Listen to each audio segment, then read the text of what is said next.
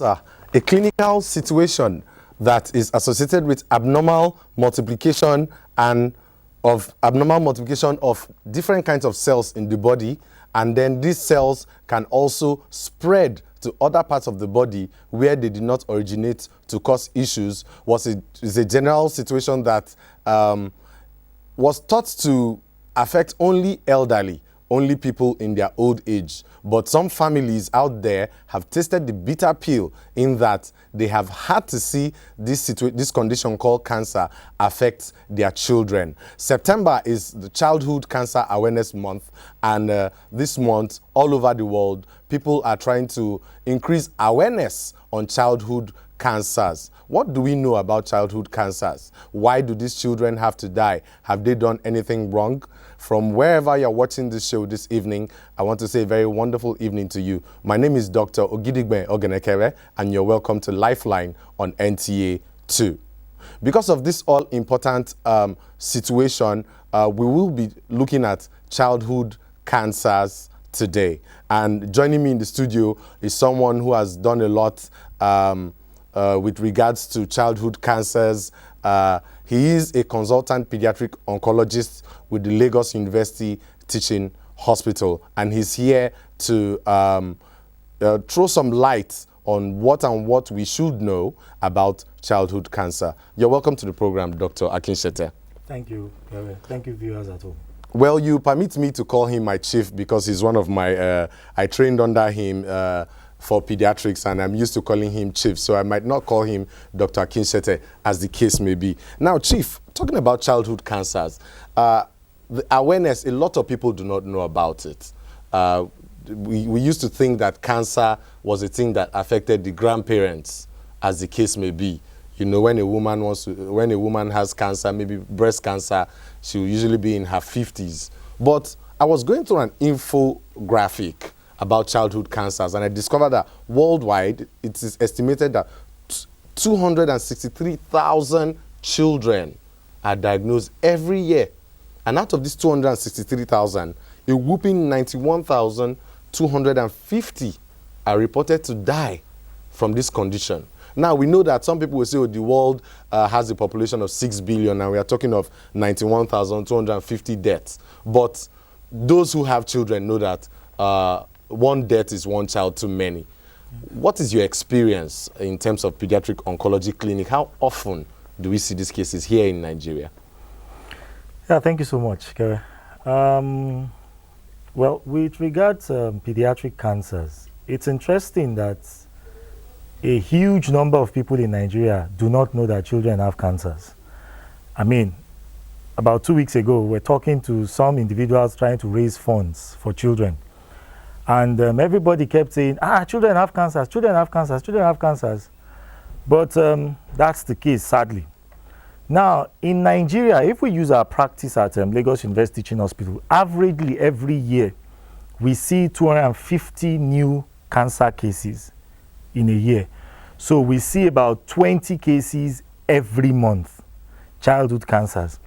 And of these childhood cancers that we see, the commonest we see will be the leukemias. Leukemias are the blood cancers. And so those ones will be that the white blood cells in the child's body, that's the cells that will fight infection, they just start to produce in excess. So you have a child who should have about 10, 11,000 white blood cells, having 50, 60, sometimes 100,000 cells. So the implication of that is the child is at risk of so many infections. But that's not the problem with the cancer. The problem is that those cells, as you rightly said, will now begin to go to other parts of the body. So they go to the brain, they go to the testes. And if care is not taken, they will completely downgrade the ability of the child to respond to any stimulant. So the child will die. So leukemias are the commonest cancers we see in this part of the world. And in every other part of the world, leukemias are the commonest childhood cancers. Now, the sad thing is that outside the country, I was opportune to do some training in Germany. Now, in Germany, 95% of children who have leukemias will survive. If you now come to Nigeria, only 5% of those children will survive. So if in Germany we have 100 children having leukemia, 95 of them will be alive for 5 years afterwards. Whereas in Nigeria, only 5 will be alive 5 years after. Out of 100. Out of 100. Now, the other types of cancer we now have in children will be, we call them the solid tumors. So solid tumors are cancers that will come out from organs in the body. A common one is what we call retinoblastoma, in which case the cancer will originate from the eye of the child. That one is very common in this environment. Another one that is common, we call it Wilms tumor, a cancer of the kidney in children. Most cancers in children will occur before the child is 5 years old. But for the leukemias, they will occur between 2 to 10 years. And then there are other types of cancers we call the lymphomas. Those ones will occur while the child is a bit older. So what we need to know is that there are two groups, the leukemias and the solid tumors. And the devastating ones are the leukemias. Maybe I should point out that outside the country, because of increased awareness, what happens, this is a retinoblastoma that is being projected now. So the eye will swell, it will become, it will begin to decay, and then that child's vision is gone. So the child cannot see with that eye. And before you know it, it will spread to the other eye. So we find that for most children in this environment, when they present, they are blind in both eyes.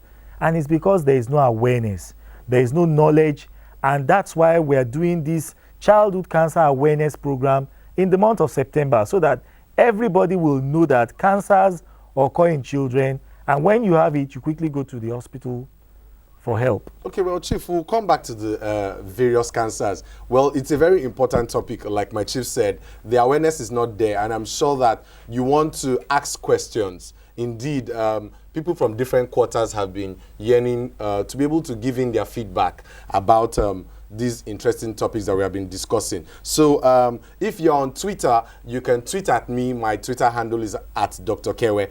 Just hashtag NTA2, ensure to hashtag NTA2 Lifeline, and then tweet at Dr. Kewe. We should be able to take your comments and then answer some of your questions. Well, if you are not on Twitter, you can also go to Facebook via facebook.com/Dr. Kewe, as you see on your screen. And we'll be able to take your questions right here and now. If we are not able to take your questions, of course, we will treat them before we start the next episode. Now, we have been talking about pediatric cancers or cancer in children. Let's even find out what some respondents we spoke to out there know about cancer in children.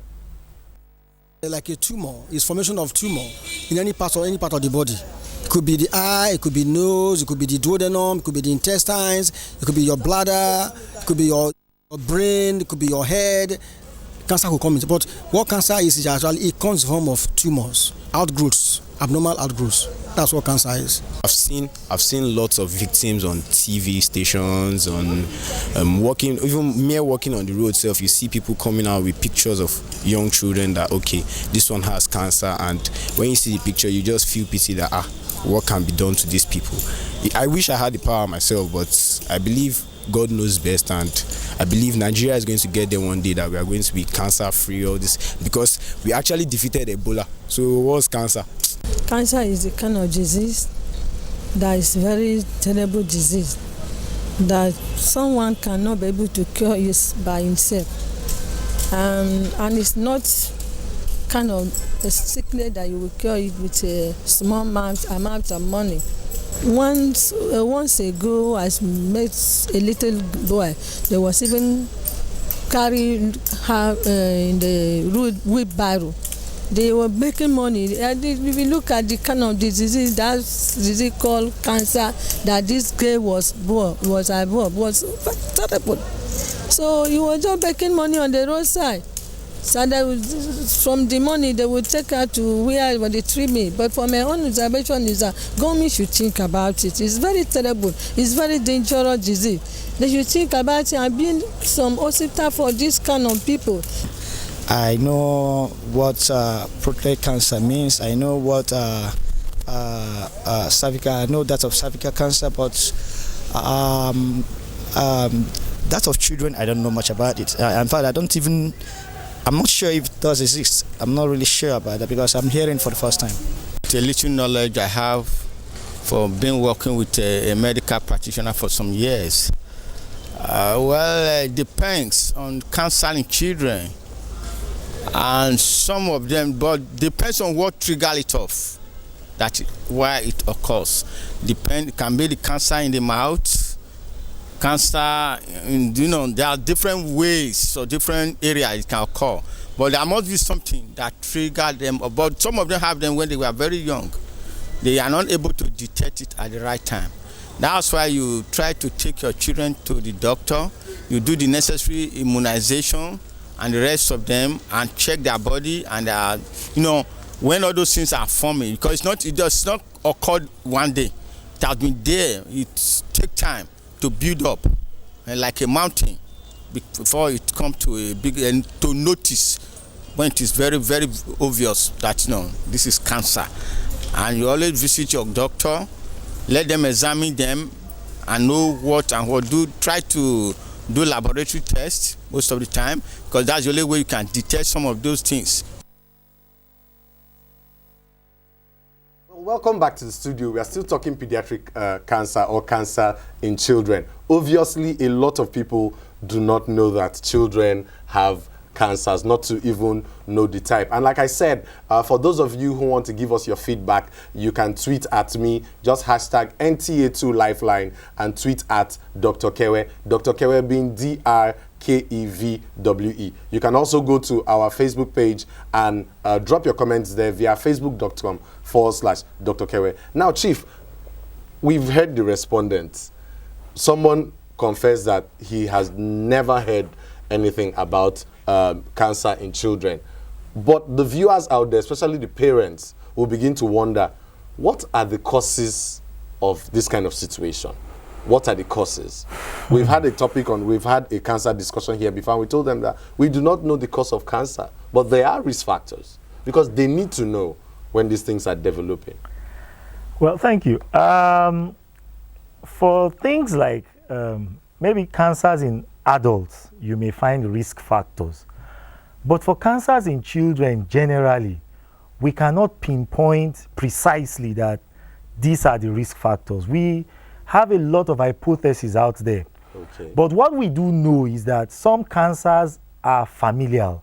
So you will find that those cancers, you will see them in certain families. Okay. So those ones we will call the familial cancer syndromes. Then we have cancers that we say are heritable cancers. Those are cancers that they were there while the children were in the womb, and so they were born with them. These ones we call the germline tumors. Examples are the ones we showed earlier: retinoblastoma, which is a cancer of the eye; hepatoblastoma, which is a cancer of the liver; a Wilms tumor, which is a cancer of the kidney. All in children. All those are in children. We call them the heritable tumors. But with things like the leukemias, we cannot say precisely that this is what the child ate or these were the drugs they took that made them predisposed. However, we talk of radiation. So we would always ask, if we see a child who has had a leukemia, if that child has been exposed to radiation in the past. Now, when you say radiation, are you talking about the MTN mask in the compound? Or? Okay, well, let me state that when we say radiation, first, we know proven radiation. So people who do a lot of x-rays, or if the child has had radiotherapy, so they've used radiation to treat a condition previously. With regards the presence of masts and that kind of radiation in the home. That's what the general masses out there know. And yes, we are presently trying to do an epidemiological mapping to see if truly the presence of masts is a risk factor for the development of cancers. But it will be, it will not be fair at this point, neither will it be scientific to just say masts are associated with cancers. No, cancer. It will not be Well, right. thank you, thank Pastor Isaiah Oyawole for reaching us on Facebook. I hope that Dr. Akinsete has been able to answer your question. You said, what is the cause of children cancer? Well, like the expert has rightly said, we cannot say we really know the cause. Even some of the risk, we cannot say we know the risk factors, okay? But like he has rightly explained, things like radiation, perhaps the child had other conditions, was coughing, and the child needed to do x-rays, and the child did x-rays over and over and over within a short period. Now, if such a child comes down with any sort of cancer, then we might suspect that could it have been due to the amount of radiations that that child got. Otherwise, we do not really know the causes or the risk factors. Now, Dr. Akinsete, this is very scary. You do not know the risk factors, you do not know the causes. That means you are only left with the symptoms to be able to suspect. Now, what are some of the early symptoms that parents should look out for to rush their children to the hospital? Okay, let's take it from the commonest, which is a leukemia. If your child is always complaining of bone pain, so the child is always complaining, my body is paining me, my leg, my bone, my head, I'm having pains, that is a source of concern. We would ask you to please go and see the doctor. Okay. If your child is having repeated infections and you are having to keep going to the hospital all the time, we think that it would be nice of you to see the doctor and tell them to refer you to see a specialist. Another common thing is if a child is needing blood transfusions too frequently, these may all be pointers to a leukemia. Okay. Now, with regards to retinoblastoma, we encourage that if you notice that your child's eye is shining in the dark, there is no power supply or the room is dark, and you can see your child's eye shining like that of a cat, we will say that that's a cat eye reflex. That is a potential sign that that child may be having a cancer of the eye. So we ask the parents to please take the child to the hospital. Or you wake up, your child's eye is all red and swollen. Please take the child to the hospital and let an expert have a look at the child. If you are feeling your child's body and you see lumps or nodules on the body of the child, if we look at the picture on the screen now, we will see that the child's eye is shining. That is what we call the cat eye reflex. Yes. Once you see that, please take your child to the hospital and let the right specialist have a look at your child. Now, other things that we will ask for is that if your child's tummy is swollen, or when you touched it, you were bathing your child, you notice that there was one form of swelling in the abdomen, please take the child to the hospital. Let the doctor... Like we have on the screen now? Yes, like this one on the screen. That most likely may be a retinoblastoma, a neuroblastoma or a nephroblastoma. Once you see this swelling, please take your child to the hospital. People are fond of going to somebody who will cut it and say they remove the bad blood and all. Native Please, people, yes. let's not indulge in such practices. Take your child to the specialist, because with most of these cancers in children, if we catch it early, they are curable. So why do we have to lose our children when we can cure most of these things? When early detection can actually save life. Now, Dr. Akinseye, going quickly because the time is not always enough on this program to trash these issues out. Is there hope? The burden is so high. For those that have already come down with the cancer, what are the treatment modalities available? Well, thank you. I'll come to is there hope afterwards. Yes. But the treatment modalities are, first and foremost, they are drugs. Okay. But the drugs that we use to treat children with cancers are actually poisons, because these poisons have to poison the cancer cells to kill them. And in doing that, some of these drugs will also poison normal body cells. So what will happen is that if you come to our wards, you will see that about 75% of the children on our wards don't have hair on their head again. The hair has fallen off because the drug that we've used to poison and kill the cancer cell has also poisoned and taken out their hair. So that's one form of treatment, the use of drugs. We also would use surgery. So after we've used drugs to reduce the cancers, like the child who had a big tummy, yes, we'll use our drugs to reduce it. Then the pediatric surgeons, we call them the surgical oncologists, they will go in and bring out that tumor so that we can now use drugs to completely cement that place and give the child some hope. The other thing we can use is radiotherapy. Remember I said earlier that radiation is a risk factor for cancers. Mm-hmm. On the other hand, radiation is a treatment for cancers. So we will send the children to the radiotherapists, and the radiotherapists will use radiation to kill some of these bad drugs. There are newer modalities that are evolving in other parts of the world. Hopefully, we think that in our own hospital, before the end of the year, we will start doing bone marrow transplants.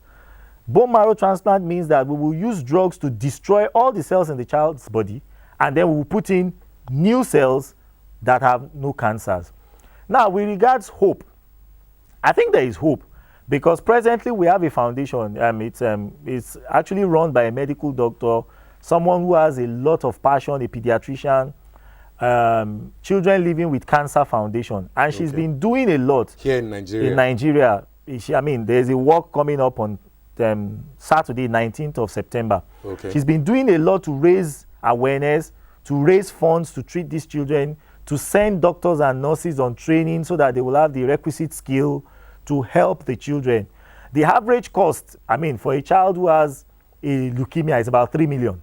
To be able to even start treatment. To treat. It's about 3 million naira, which will take 3 years. And we know that money is not readily available. It's not available. But thanks to Dr. Omobi and her team, a good number of these children can get funds. She gets corporate bodies, gets private individuals. So it's that fund that we use to help the children. If we look at other parts of the world, there is no cancer hospital without an NGO. Okay. Every cancer hospital has an NGO. It's that NGO that provides the funds to help the children. So if we look at US now, St. Jude's is the biggest cancer hospital in the world. They have cure for kids. So the funds to cure is sourced from the NGO.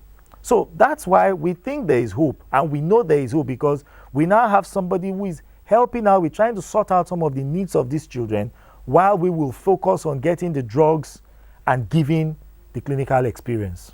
Okay, Chief, just get a bit controversial, which is something I don't usually do, but something has just told me to get quite controversial. Now, right there on the screen is the worldwide statistics I got. That's a pie chart showing that leukemias, like you have rightly said, are most common worldwide, fortunately I should say, or from your own experience back here in Nigeria. Leukemias are also quite common. Like I was talking before they put that on the screen. So we've had a lot of political issues in the medical field, strikes here and there. How does this affect these children receiving treatment with cancer?